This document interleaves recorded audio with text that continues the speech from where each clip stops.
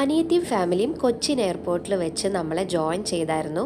തനു baby കൂടെ ഉള്ളതാണ് ഇതിൽ ഏറ്റവും സന്തോഷമുള്ള കാര്യം കേട്ടോ. അവളുടെ ചിരി അങ്ങ് കണ്ടാൽ മതി. ഫ്ലൈറ്റ് എവിടെ എത്തിയെന്ന് ഒരെത്തും പിടിയില്ല. ശിവ നല്ല ഉറക്കത്തിലാണ്, അവൾക്ക് നല്ല ക്ഷീണമുണ്ട്. നേരത്തെ എഴുന്നേറ്റ് വന്നതിൻ്റെ ഒരു ക്ഷീണം എല്ലാവർക്കും ഉണ്ട് കേട്ടോ. ആക്ച്വലി അച്ഛനും അനിയത്തിയുടെ ഫാദറും അവിടെ ഉണ്ട്. തനു ബേബിക്ക് ഫുഡ് മിക്സ് ചെയ്യുക, പാല് മിക്സ് ചെയ്യുക, ഇതൊക്കെ തന്നെയായിരുന്നു ഫ്ലൈറ്റിൽ അനിയത്തിയുടെ മെയിൻ പരിപാടി. അവൾ ഇടയ്ക്ക് കരയും, ഇടയ്ക്ക് ഇതേപോലെ കളിക്കും, നല്ല ചില്ലായിട്ട്. അങ്ങനെ അവളുള്ളതുകൊണ്ട് ഞങ്ങൾക്കൊക്കെ എൻ്റർടൈൻമെൻ്റ് ആയി.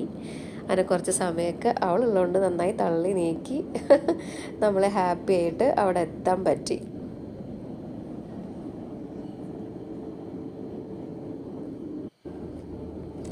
അങ്ങനെ മേഘങ്ങൾക്ക് മേലെ കൂടെ നമ്മളുടെ എയർ ഇന്ത്യ പറന്നുകൊണ്ടിരിക്കുകയാണ്. ഇപ്പോഴും എവിടെ എത്തിയെന്ന് ഒരു പിടിയും കിട്ടുന്നില്ല. ഈ കറങ്ങുന്ന സാധനം എനിക്ക് ഭയങ്കര ഇഷ്ടമായി. അനിയത്തി തനു ബേബിക്ക് വേണ്ടി വാങ്ങിച്ചതാണ്, അവളെ എൻ്റർടൈൻ ചെയ്യാൻ വേണ്ടിയിട്ട്. ഇതിൻ്റെ പേര് ആർക്കെങ്കിലും അറിയുകയാണെങ്കിൽ ഒന്ന് കമൻറ്റ് ചെയ്യൂ. അങ്ങനെ ഞങ്ങൾ കുറച്ച് കലാപരിപാടികളൊക്കെ ആയിട്ട് സമയം തള്ളി നീക്കിക്കൊണ്ടിരിക്കുകയാണ്. 4 മണിക്കൂർ എങ്ങനെയെങ്കിലും തള്ളി നീക്കണ്ടേ. ഞങ്ങൾ കുറച്ച് കൊട്ടും പാട്ടും ഒക്കെ ആയിട്ട് അതെ ഇങ്ങനെ എൻജോയ് ചെയ്തുകൊണ്ടിരിക്കുകയാണ്. തനുവിന് ഇപ്പം മൂഡ് വലിയ കുഴപ്പമില്ല.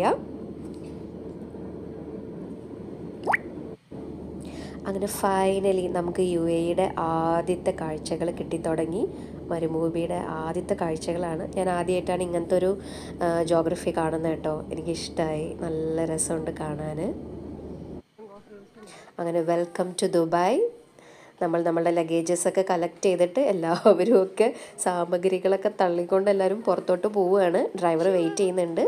അപ്പോൾ സ്റ്റേ ട്യൂൺഡ്, ബാക്കി കാണാം. ഓക്കെ.